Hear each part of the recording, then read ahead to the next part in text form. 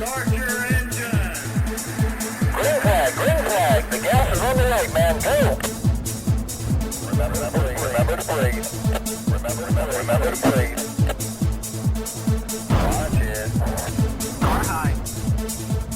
Bitch 2 fellow reloaders, this is Jace coming to you with Not Your Common Ammo.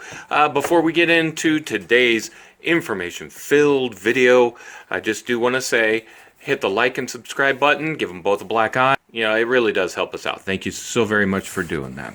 All right, now first things first, so today's video, what we're going to go over are a lot of things that just, it kind of grinds my gears just a little bit. What happens is that we have people that reload, not all of them, but some of them, they pass along information and they tell you, you have to have this or you have to have this. No. Okay, look, if you're going to do your reloading, do your reloading. Do you need what I call G-Dunk? Do you need it? No, it's, let me go back a little bit. G-Dunk is something that, like a candy bar, a soda, chips, something that's not good for you. You eat every once in a while, but not all the time. Okay? G-Dunk is, you know, it's fun to have. Will it make you a better reloader? Well, yeah, maybe. It looks nice. It makes the job a little easier, but hey, for the most part, not really. Okay? So, I just want to say, they tout these things that you got to buy this or you got to buy or have this, like a trickler. Do you need a trickler?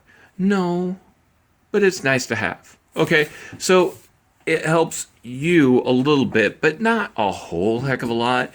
I feel for me, and this is, again, just for me, there are just a few things that you need. You need a press, okay? Obviously.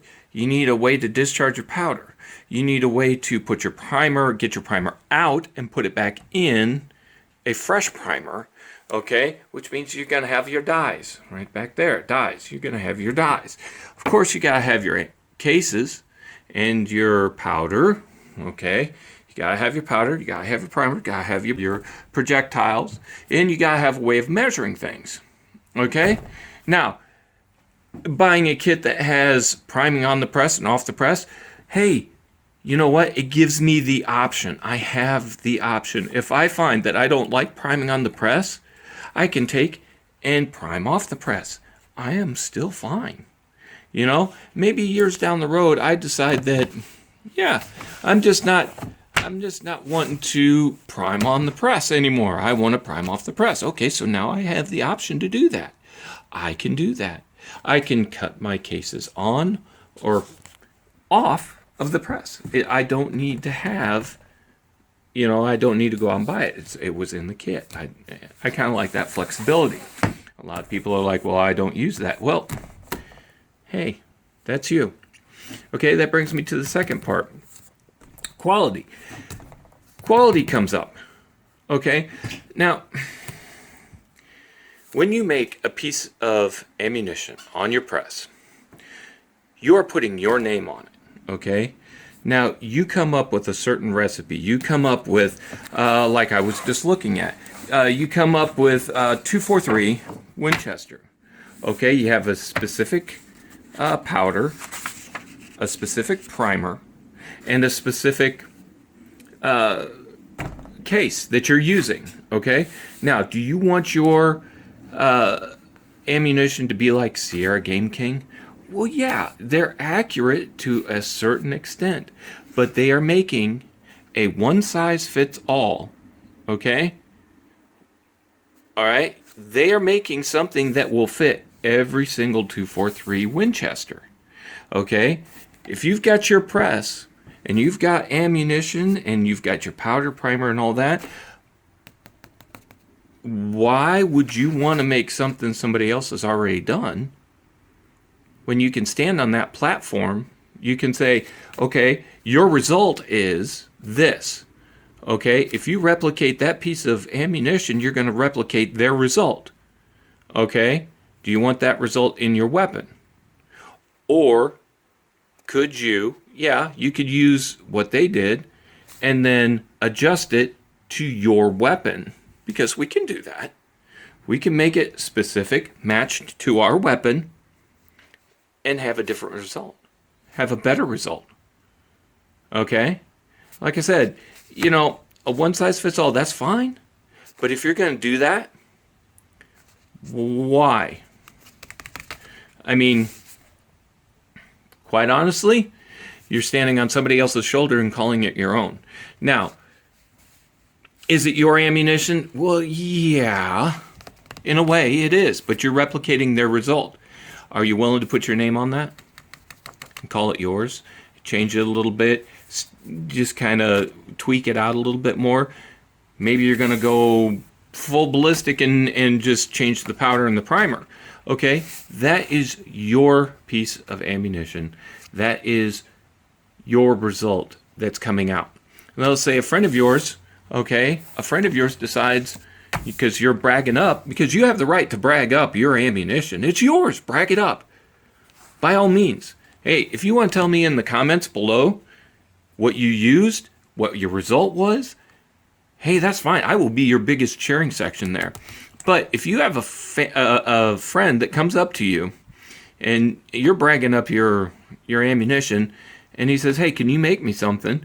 Well, yeah, I can. It's gonna take a while. Okay, maybe or maybe not, but it will take a while. It will take some research. You do your research, get the right powder, get the right primer, get the right bullet, and then you tell them, okay, we're going to do a ladder test. We're going to find out at what pressure you're more accurate with this projectile, and then turn around and then say, okay, now I got the measurements of the pressure in your powder. I've got the right amount of powder for your weapon to make you accurate. Now I'm going to find out the measurements in your weapon, and we're going to go ahead and start tweaking these out. Okay, like I said, they're called ladder tests, and you go rung by rung by rung, changing just one thing at a time. While you're keeping everything else right, you're changing one thing. Okay, once you got that dialed in, move on to the next one. All right, so then you get your ballistics set, you get your projectile set in there, and you make a match grade piece of ammunition for your friend. Now, if your friend comes to you and says, "Hey, I want something like this Sierra Game King," you know what I would tell them? Go to your local outfitter and buy it. Because it would be a waste of your time to go in and make something that's already been made that he can go over there and get. That he can go in and just buy. Now, if you want something that's going to make you more accurate, it's going to be dialed into your weapon, it's going to be just for you, come to me. I'll do it. But if you want something that somebody else is already, you're going to replicate the results. Why? If they're going to be able, if they want to replicate that result, just go out and buy their stuff. Don't come to me. Go out and buy it. But if you want your stuff custom made, make you more accurate, come to me. I'll get it. We'll put it together. We'll make an adventure out of it. It's always an adventure. That's why we have this flexibility. Okay, so one night while I was in the Army, we had to do a night qualification. Well, with that night qualification, we were out and it was dark. And the only thing you've got is like a 3-inch mirror that flashes just a little bit. And then you have to take a shot at it and hit that flash. So we had about 4 guys go out there and, oh man, they missed. They had 30 rounds and you have to hit the target at least 10 times. So, man, they botched it. So they had to go back to the end of the line and then come back through and do it again. So while we were out there, a sapper division came out.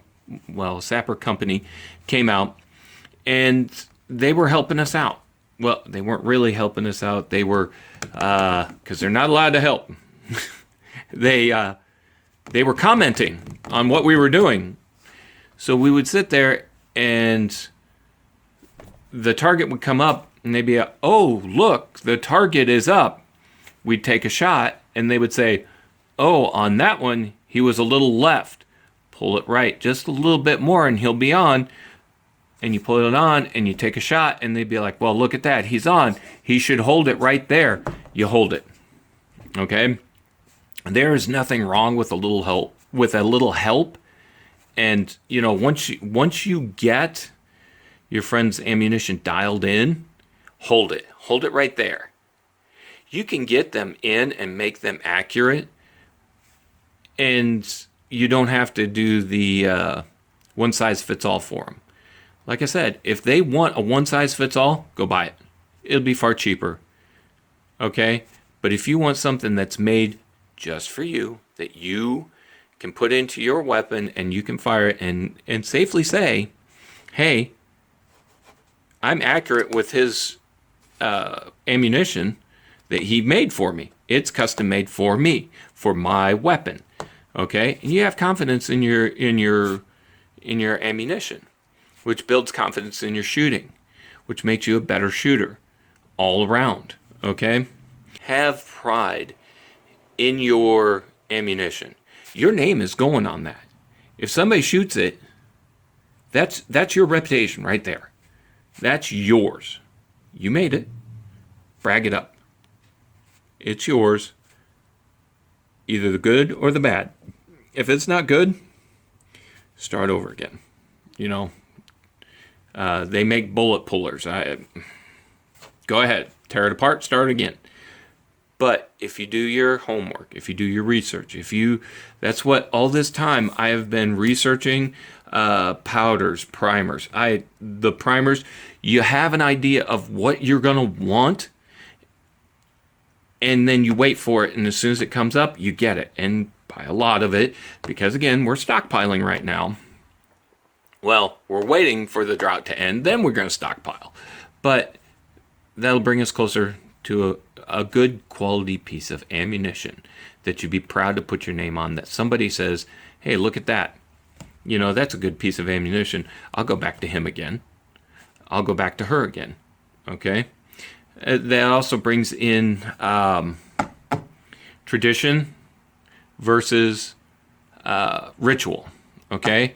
A tradition is something that's going to bring you closer to, like, let's say your granddad or grandmother decided that they were going to reload, and they started a particular, they came out, they turned on some music, and they sat down, and they told stories while they were, depriming, case prepping, and all that kind of stuff. They sat down and told stories.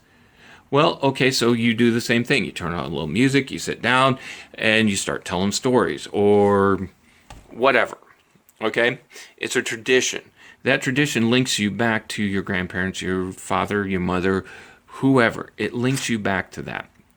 Now, a ritual is something that you do that doesn't necessarily do anything for you. I mean, if you go and wash your hands, yeah, you got clean hands before you come in and work on your ammunition. Okay, does it do you any good? Well, yeah, you've got clean hands, but not really. It's something that doesn't really help you. So, take that with a grain of salt. Okay, traditions versus rituals. Are you doing it because it links you to the past, or links you to past ancestrage, or are you just doing it because, well, that's because, All right. I have been noticing here lately, been checking out primers. Hey folks, my friends, we're getting closer. I'm seeing a lot more pistol primers, small and large. I'm seeing a lot more small rifle primers coming out. There's a lot more coming out. Okay, so the drought may be ending. Fairly soon. God, I hope so, because I'm getting kind of antsy. I want to get this project done. I want to show you guys what all the rest of the process is, And like I said, I've been sitting around here trying to trying to look for primers and powders and projectiles and everything like that. You know, it's kind of tough. It is tough being a reloader right now. It is tough being here and just kind of trying to get through all of this, you know. But we're going to muddle through somehow. And that way we can also go in and stockpile. Again, once we get through the drought, stockpile, okay? That way we've got everything that we need. That way we can last through if there's another one. But like I said, the last episode, it felt forced. It really did. And I'm not doing that. I'm going back to what feels natural. And like I said, I want to have a conversation with my friends, and that's you. So I'm just going to sit down and just do these and have a conversation with you guys and let you know. Okay? I'm going to continue on my day. You do as well. Hey, again, remember to hit the like and subscribe button. Bye now.